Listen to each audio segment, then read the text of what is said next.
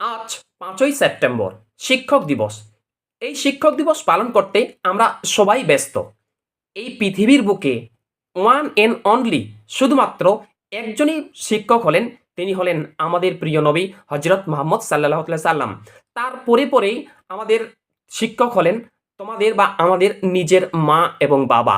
কারণ একটা কথা তোমরা ভেবে দেখো, কোনো শিশুর জন্মের পর তার প্রথম বিদ্যালয় হচ্ছে তার বাবা বা তার মায়ের কোল।